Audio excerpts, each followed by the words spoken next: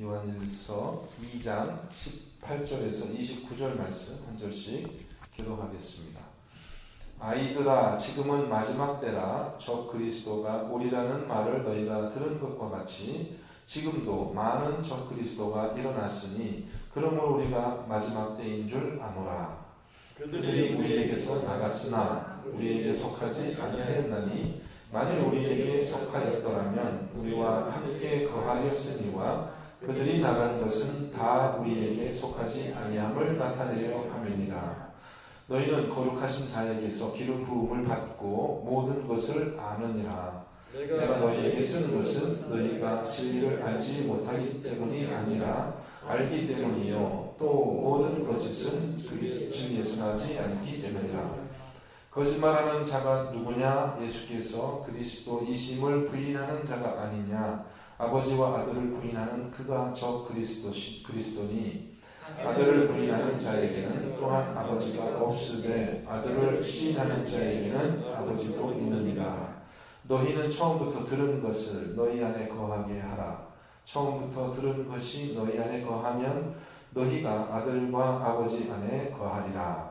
그가 우리에게 약속하신 것은 이것이니 곧 영원한 생명이니라. 너희를 미혹하는 자들에 관하여 내가 이것을 너희에게 썼노라.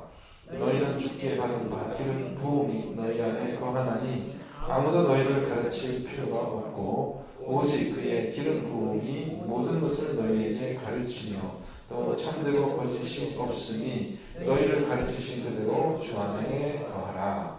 자녀들아, 이제 그의 안에 거하라. 이는 주께서 나타내신 바 되면 그가 강림하실 때에 우리로 담대함을 얻어 그 앞에서 부끄럽지 않게 하려 함이라.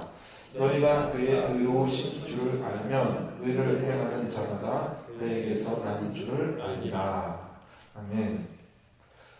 기름 부음으로 적그리스도를 물리치라 라는 제목으로 말씀 증거하겠습니다. 기름 부음으로 적그리스도를 물리치라. 자, 사도 요한은 오늘 말씀에서 에베소 교회 성도들이 당면하고 있는 중요한 시대 상황을 지금 이야기합니다. 지금이 마지막 때라 이렇게 이야기했습니다. 여기서 이제 마지막 때라고 했을 때 사도 요한이 염두에 두고 있는 것은 예수 그리스도의 재림이 임박한 그런 시점이라는 것이죠. 다른 의미가 없습니다. 마지막이다. 이제 우리 기독교의 역사관은 이렇게 직선적인 역사관이잖아요. 그래서 시작이 있고 끝이 있다. 이런 역사관입니다. 뭐 불교처럼 이렇게 윤회를 하는 그런 게 아니라 우리는 시작이 있고 끝이 있어요. 그렇죠? 그래서 예수님께서 내가 처음이요, 나중이요, 내가 시작이요, 마지막이요, 내가 알파와 오메가다 이렇게 얘기한 것처럼 우리는 이제 마지막이라는 게 있어요. 우리 기독교의 세계관에서는, 역사관에서는 그 마지막 때에 이제 예수 그리스도께서 오신다라고 우리가 이렇게 가르침을 받는데 사도 요한이 지금 그것을 얘기하는 거예요. 마지막 때다. 지금이 마지막 때다. 근데 예수님의 재림이 가까울 때 나타나는 몇 가지 우리가 징조라고 하겠죠. 예수님께서 어떤 징조를 가르치셨냐면 첫째, 전쟁과 난리 소문이 있겠다 그랬죠. 전쟁과 난리 소문이 있고 또 기근과 지진과 같은 그런 재앙이 자연재해가 있다 이렇게 이야기했어요. 또 한 가지 징조가 뭐냐면은 교회와 성도들에 대한 핍박이 있다고 했죠. 대환란이. 그래서 이제 믿음을 저버리고 배교하는 그런 사람들이 나타날 것이다. 그렇죠? 그다음에 또 한 가지 경계한 것이 뭐냐면 마지막 때에 거짓 선지자와 거짓 교사들의 미혹 활동이 활발하게 된다. 이걸 이제 예수님께서 말씀하셨잖아요. 그랬죠? 마태복음 24장에 그랬죠? 분명히 그렇게 말씀하셨어요. 그래서 오늘 요한 본문은 예수님이 이제 다시 오실 그 마지막 때에 대한 중요한 그런 징표 중에 여기서 이제 예수님은 거짓 선지자, 거짓 교사 이렇게 얘기했지만 거짓 그리스도 이런 말도 있지만은 요한은 특별하게 이제 새로운 단어를 이야기합니다. 적 그리스도, 엔타이 크리스토라고 얘기하죠. 엔티 크리스토. 그리스도를 대항하는 그러한 이제 사람들이 등장할 것이다. 근데 교회 역사 가운데 이 적 그리스도를 말이죠. 어떻게 이제 해석을 많이 하냐면은 어떤 한 사람, 역사적인 인물로 이렇게 이제 해석을 해요. 뭐 초대교회 같으면은 그 로마 황제, 안티오쿠스, 에피파네스 이런 사람들이 쳐들어와서 그 있잖아요. 그 성전을 파괴하고 거기 이제 하나님의 제단에다가 이제 우상을 세우고 하니까 이 황제, 저 로마 황제가 네로 황제가 저런 사람이 적 그리스도다. 이렇게 얘기를 하는 사람이 있단 말이에요. 그죠? 오늘 우리 세대에는 또 무슨 교황이 그런 적 그리스도다 이렇게 얘기하기도 하고 사람들이 누가 적 그리스도인가에 대해서 많이 이렇게 추측을 하는데 오늘 본문에서 어떤 표현이냐면은 많은 적 그리스도가 일어났으니 라는 표현이 있어요. 많은 적 그리스도가 일어났으니. 그러면 이게 한 사람이에요? 여러 사람이에요? 많은 적 그리스도가 사람인지 뭔지 모르지만 정체는 확실치 않지만 어쨌든 많죠, 숫자가. 그래서 한 시대에 나타난 어떤 한 사람을 교회에서 이 성경이 적 그리스도라고 얘기하는 것이 아니라 적 그리스도가 많다라는 것은 이 활동이, 적 그리스도의 활동이 어떤 한 시대의 한 사람으로 역사적인 사건으로 제한된 것이 아니라는 거예요. 무슨 말인지 아셨죠? 어떤 한 세대의 역사적인 사건을 우리가 적 그리스도로 얘기하는 게 아니라 예수님이 오시기 전에 나타나는 여러 가지 사단의 활동이 있잖아요. 특별히 미혹하는 그런 활동. 그래서 예수님께서는 뭐냐면 그리스도가 여기 있다, 그리스도가 저기 있다 해도 믿지 말라고 그랬잖아요. 그죠? 그럼 뭐예요? 그리스도라가 한 사람이 나타나서 나야 이렇게 얘기하는 게 아니라 여러 적 그리스도, 거짓 그리스도가 나타나서 여기 있다, 저기 있다 하는 그런 현상들이 이제 많이 있을 것이다 라고 이야기하는 것입니다. 그래서 이 적 그리스도는 어떤 한 역사적인 인물이라기보다는 말세의 사탄의 활동을 상징하는 그런 여러 가지 사건들로 봐야 되고 또 점점적으로 나타난다 이렇게 봐야 되겠습니다. 자, 오늘날로 하면은 적 그리스도가 누군가 오늘날 우리 세대에도 적 그리스도가 있을 수 있어요. 있겠죠. 많이 있을 수 있겠죠. 그래서 우리가 자유주의 신학 이런 거라든지 또 교회에 파고들어 있는 우리 교회에 파고들어 있는 이런 세속주의 사상 또 이 복음과 이 참된 진리와 또 복음이 아닌 그런 것을 우리가 구별하지 못하는 이런 잘못된 가르침 여호와의 증인과 같은 이런 이단 사상들 또 동성연애를 합법화하는 그런 교회들도 있어요. 많이 우리 세대에 이런 것이 다 어떻게 보면은 적 그리스도의 그 범주에 속한다고 할 수 있어요. 그래서 이런 활동을 보고 지금 사도 요한은 지금이 마지막 때다 이렇게 선언하고 있습니다. 왜냐? 지금 많은 적 그리스도가 일어났다는 거예요. 지금 요한의 세대에 자기가 보니까 많은 적 그리스도가 일어났으니 지금이 마지막 때다. 이것이 사실은 오늘날 우리가 당면하고 있는 세대와 다르지 않습니다. 오늘날도 많은 적 그리스도 활동이 있고 그래서 우리가 마지막 때라고 얼마든지 얘기할 수 있는 그런 세대에 우리가 살고 있습니다. 자, 그러면 우리도 요한의 때와 같이 이 적 그리스도의 활동으로부터 우리 성도들의 믿음을 지키는 것이 너무나 중요한 그런 시대에 지금 우리가 살고 있어요. 그래서 우리가 그것을 의식적으로 생각하고 있어야 돼요. 우리 시대에, 지금 우리 교회에, 나의 신앙에, 우리 가정의 삶의 모습에서 과연 적 그리스도는 무엇일까? 적 그리스도의 활동은 무엇일까라는 것을 우리가 의식적으로 그걸 생각해야 돼요. 그냥 멍하니 내 신앙은 이 정도면 괜찮지 이렇게 살면 안 되고 혹여라도 내 신앙, 우리 교회의 신앙 가운데 우리 시대의 정신 가운데 우리를 미혹해하는 그런 거짓된 영의 활동이 무엇인가를 경계하고 생각하고 있어야죠. 멍하니 있으면 안 됩니다. 그래서 이제 그런 거를 구분해내기 위해서 제가 가끔 이렇게 설교 중에 이런 것이 우리가 생각하고 당연하다고 여기는 이런 것이 어쩌면 적 그리스도의 활동일 수 있습니다 라고 설교 중에 제가 가끔 얘기할 때가 있어요. 근데 그걸 듣고 성도님들이 반응이 어떤가 하면은 그렇구나, 그런 걸 우리가 조심해야 되겠구나, 그렇게 반응하는 것이 아니라 여태까지 우리는 다 그렇게 생각하고 있었는데 왜 목사님은 딴소리 하지? 뭐 이런 식으로 그런 식으로 생각할 수도 있다는 거예요, 여러분들이요. 왜냐하면 그게 너무 익숙하니까. 안 그러겠어요? 우리 그런 얘기 못 들어봤는데 왜 저 목사님은 저렇게 얘기를 할까? 네? 그럴 때가 순간이에요. 정말 그런가를 생각해 봐야 되는 겁니다. 말씀에 비추어서. 정말 내가 알고 있는 것이 맞는 얘기인지 아니면 지금 내가 생각하는 것과 조금 다른 이야기가 들려오고 있는데 저게 정말 성경적인 이야기고 저게 정말 내가 다시 한번 생각해 봐야 될 문제인지를 그거를 그때 고민을 해야 되는데 자기의 생각에 익숙하지 않고 자기가 여태까지 믿었던 것과 다른 얘기라고 해가지고 그것을 배척하는 그건 진짜 어리석은 그 태도예요. 아주 그거는 진짜 멍하니 있는 겁니다. 그거는 멍하니 있는 거예요. 요즘 젊은이들이 그 하는 얘기 중에 멍 때린다 그런 말이 있는데 멍하니 있는 거예요. 그렇게 하면 안 돼요.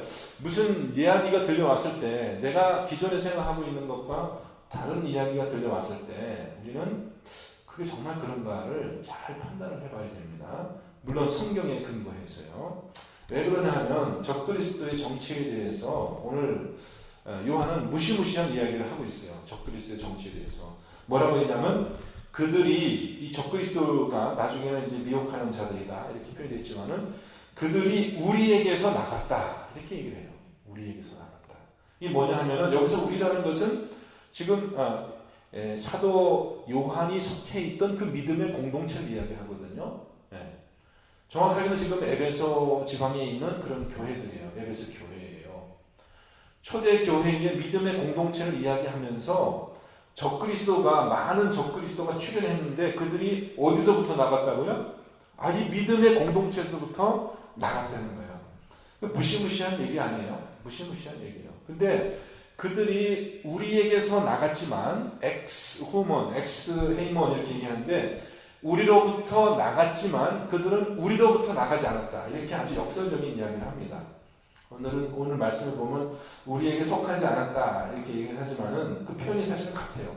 우리로부터 나갔는데 우리로부터 나간 것이 아니다. 이건 정말 헷갈리는 얘기 아니겠어요? 정말 헷갈리는 얘기잖아요. 우리로부터 나갔는데 우리로부터 나간 게 아니다. 이렇게 얘기를 해요. 원문을 보면은 우리 해석을 보면은 우리에게 속하지 않았다. 뭐 이렇게 표현이 되어 있지만은요. 자, 그러면 요한이 적그리스도를 생각하면서 이 적그리스도가 우리로부터 나갔다라고 얘기했을 때는 요한의 머릿속에 지금 명확하게 그들이 누군지 지금 염두에 두고 있는 것이죠. 어떤 사람들을 구체적으로 지금 생각하고 있는 거잖아요. 그죠? 누군지는 우리는 모르지만 요한의 머릿속에선 그 사람들, 우리로부터 나간 그 사람들을 구체적으로 지금 마음속에 두고 있는 거예요. 그렇다는 것은 적그리스도의 활동이 이 교회로부터 생성되어지고 교회에서부터 떨어져 나갔는데 그러면 이 나갔다라는 이 말이 이제 완전히 분리되어서 이제 저들이 교회로부터 떨어져 나간 것이냐 하면 꼭 그렇지도 않아요. 교회에서 떨어져서 완전히 나가버렸으면 그러면 이제 그들하고 우리는 상관이 없는 거잖아요. 나가버렸으니까. 근데 여전히 그 나간 사람들의 그 사람들인지 무리들인지 하여튼 그 나간 그 적그리스도의 활동 무대가 여전히 교회라는 것이에요. 교회. 그래서 26절에 보면 그들을 미혹하는 자들이다 이렇게 얘기를 하고 있어요. 그러니까는 적그리스도의 활동 무대가 교회 바깥에 세상 사람들이 아니라 교회 안에 지금 우리 신앙의 현장에 적그리스도의 활동이 있다라고 지금 생각을 해야 돼요. 우리 전쟁할 때 제일 위험한 게 뭐냐면은 전쟁할 때 있잖아요. 이 최전선에서 싸우는 사람들은 사실은 뭐 치열하긴 하지만은 그렇게 위험하진 않습니다. 오히려. 근데 문제는 뭐냐면 이 후방에서 이제 싸우는 사람들이 더 위험해요. 왜냐하면 여기는 누가 적인지 누가 아군인지 확실치가 않거든요. 이 후방에는요. 근데 활동이 많아요. 여러분 지금 남한의 이 혼란한 상황을 보십시오. 전방에서 이 지키는 사람들은 명확하잖아요. 적이 오면 금방 대번에 알아볼 수가 있어. 저거는 적이니까 내가 싸워야 되겠구나. 근데 전선 뒤에 숨어 있는 그런 적들은 정체가 확실치 않기 때문에, 우리와 비슷하기 때문에 생긴 모양이 뭐 하는 말이나 뭐 그렇기 때문에 그것을 잘 알 수가 없다라는 거예요. 그래서 이게 미혹하는 자들이 된 겁니다. 그래서 우리가 명확하게 이렇게 볼 수 있는 그런 적들이 중요한 게 아니라, 어떻게 보면 우리가 잘 알아보지 못하는 그런 이단의 사상들이 우리 교회에도 얼마든지 있을 수 있어요. 저와 여러분의 생각 속에도 지금 얼마든지 잘못된 오류가 지금 파고들어 있다는 것을 그렇게 우리가 경계하고 생각을 해야 됩니다. 네. 정말 그래요, 우리 신앙이. 여러분들 지금 여기 새벽기도에 매일 나와서 말씀 듣는 여러분들 안에도 얼마든지 잘못된 그런 신앙이 파고들어 있어요. 습관적으로요. 그거에 대해서 생각이 있어야지, 아무 생각 없이 나는 괜찮겠지 이렇게 생각하고 있으면 그건 큰일 난다는 것입니다. 그 말씀을 통해서 그걸 잘 알아야 돼요. 사도 요한이 괜히 이렇게 쓸데없이 많은 글자를 써서 우리를 혼란하게 하려고 쓴 것이 아니라, 이것이 마지막 때에 성도들의 믿음을 지키는 중요한 이런 방법이 되기 때문에 지금 이야기를 하고 있습니다. 자, 그러면 적그리스도의 출현에 대해서 우리 교회는 어떻게 대처해야 되는가?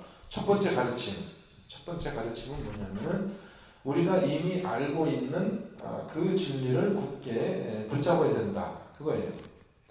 그래서 너희는 거룩하신 자에게서 20절 말씀, 기름 부음을 받고 모든 것을 안다. 이제 이렇게 이야기를 했습니다. 기름 부음, 여기서 이제 기름 부음이란 말, 헬라 말로 이게 이제 우리가 자주 얘기하는 소위 얘기하는 카리스마입니다. 카리스마라는 것이 기름 부음이라는 뜻이고, 때로는 이제 성령께서 주시는 은사를 의미하기도 하는데, 이 기름 부음이라는 말을 우리가 이제 영어로 anointing이라고 하고, 보세요. 크리스토가 기름 부음 받은 자잖아요. 그래서 우리가 그리스도라는 말이나 이 카리스마, 기름 부음이라는 말이나 비슷한 뜻인데, 과연 우리가 거룩하신 자에게서 기름 부음을 받았다고 했을 때 도대체 뭘 받은 것이고, 모든 것을 안다고 했을 때 뭘 아는 것이냐, 이제 우리 이것에 대해서 좀 생각을 해봐야 되겠는데, 21절 보십시오. 내가 너희에게 쓰는 것은 너희가 진리를 알지 못하기 때문이 아니라 알기 때문이다. 우리가 아는 것은 진리라는 것이고, 모든 거짓은 진리에서 나지 않기 때문이다. 이렇게 이야기하고 있습니다. 자, 그러면 지금 이 적그리스도를 효과적으로 대처하기 위해서 요한이 우리에게 먼저 생각나게 하는 것은 뭐냐면, 너희가 진리를 알고 있다. 기름 부음을 너희가 여기 기름 부음 받았다 이렇게 이야기를 하는데, 원래 원문에 보면은 기름 부음을 가지고 있다 이렇게 이야기를 합니다. 기름 부음을 가지고 있다. 우리가 기름 부음을 가지고 있다. 여기서 기름 부음이라는 것은 뒤에 말씀을 보니까 진리의 말씀하고 밀접하게 연관이 되어 있죠. 그래서 우리가 이제 기름 부음을 세 가지 정도로 생각을 하면은, 우리가 기름을 붓는다는 것은 구약 시대의 그 관습에서 보면은 직분을 주는 거잖아요. 왕을 삼는다든지 제사장을 삼는다든지. 그래서 하나님의 어떤 신적인 권위로 기름을 부었다라는 것은 우리가 consecrate라고 얘기합니다. 거룩하게 만들었다, 이게 너는 내 것이다, 그런 뜻이에요. 그러니까 하나님이 신적인 그런 직분을 우리에게 주었다, 그런 의미로 기름 부음을 얘기합니다.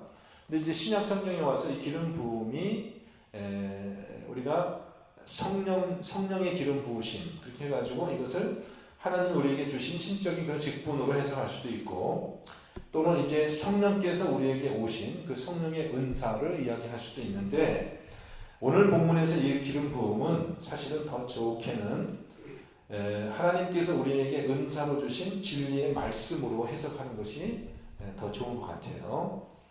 그래서 예수님께서 자신의 직분을 이제 그리스도 기름 부음을 받은 직분을 설명하시면서 이사야서의 말씀을 인용해서 어떻게 이야기를 하냐면, 하나님께서 나를 기름 부으셔서 나에게 이제 가난한 자에게 복음을 전파하게 하셨다. 여호와의 신이 내게 임하셨으니 여호와의 신이 내게 임하셨으니 하니까 성령이 임하신 것이죠.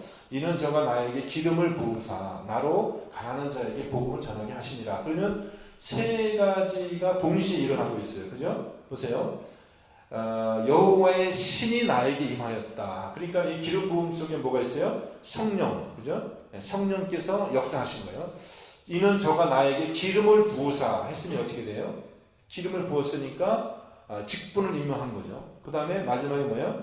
가난한 자에게 복음을 전파하게 했다는 말. 그러니까 복음이라는 것은 말씀이잖아요. 말씀. 그러니까 말씀의 사역을 감당하게 하기 위해서 성령께서 우리에게 임하시며 우리에게 직분을 주시는 그것을 통째로 이 기름 부으심이라는 그런 한 단어를 표현해내고 있어요. 그래서 아까 제가 얘기한 것처럼 이 기름 부으심에는 하나님이 우리를 거룩한 직분으로 임명하시는 사건과 또 성령께서 임하시는 사건과 또 진리의 말씀을 우리에게 주셔서 전파하게 하는 그 모든 일들이 동시에 일어나고 있지만 지금 본문 속에서 강조하는 것은 특별히 진리의 말씀을 우리에게 주셨다라는 거예요. 그래서 우리가 모든 것을 안다라는 것입니다. 그러면 성령께서 이것은 한 우리의 삶 속에서 일어나는 한 사건인데 역사적인 사건인데 너희에게 기름 부으심이 있다라고 했을 때 우리가 알고 있는 그 진리의 지식의 가장 핵심적인 내용은 무엇이냐 하면은 크게 이제 22절, 23절 말씀 나오는 거죠. 뭡니까? 거짓말하는 자 예수께서 그리스도이심을 부인한다. 예수께서 그리스도이심을 부인하는 자가 적그리스도시고 아버지와 아들을 부인하는 그가 적그리스도니 이렇게 되어 있거든요.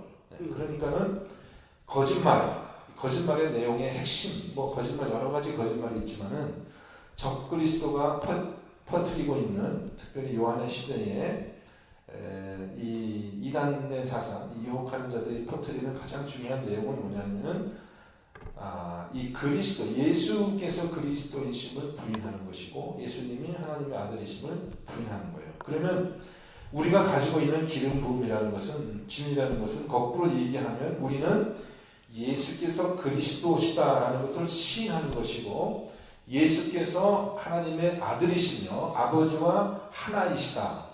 뭐 요한복음에서는 아버지와 동등이시다 이렇게 표현되어 있는데 사실은 동등이다라는 말보다는 하나다라는 표현이 더 정확한 표현이고 그것이 원래 헬라 말의 의미거든요. 예수께서 그리스도시며 예수께서 하나님의 아들이신데 하나님과 하나시다라는 그 지식이 바로 우리가 가지고 있는 기름 부음이에요. 저와 여러분이 가지고 있는 우리가 처음에 들었던 그 복음을 이야기합니다.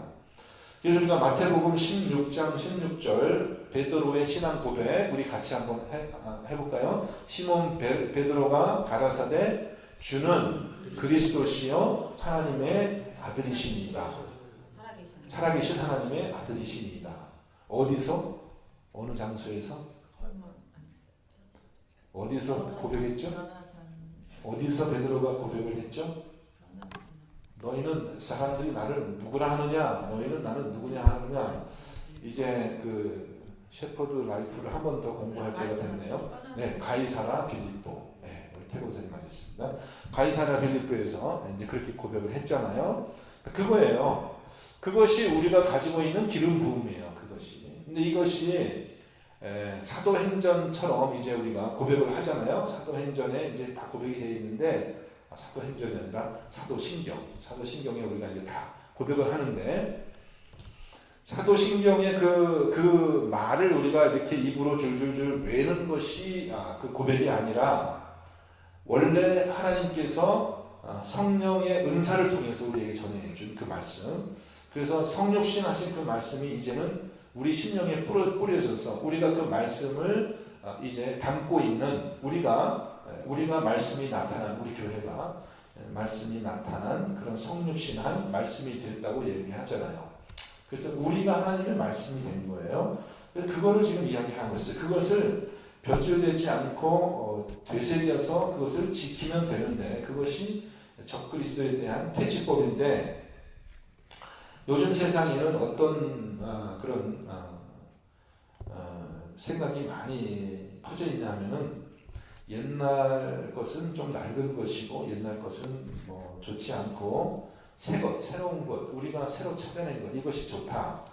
그런 생각들이 많이 있어요. 그런데 요한은 뭐라고 얘기냐면 24절 말씀 해보세요. 24절 말씀 너희는 처음부터 들은 것을 너희 안에 거하게 하라. 처음부터 들은 것을 너희에게 거하게 하라. 이렇게 두 번 얘기하잖아요. 처음부터 들은 것을 너희에게. 처음부터 들은 것을. 이게 뭐냐면은 처음에 우리가 믿고 복음을 받아들이고 예수 그리스도를 주로 고백했을 때 그때 우리가 들은 그것이 맞는 것인데 그것을 계속해서 우리가 지켜가야 되는데 그것을 자꾸 변질시키려고 하는 거예요. 그래서 새 것이 무조건 좋다. 그리고 옛날 것은 틀렸다라는 생각이 은근히 우리 생각 속에 자리 잡고 있어요. 그런데 진리는 그렇잖아요. 진리는 영원토록 동일하잖아요.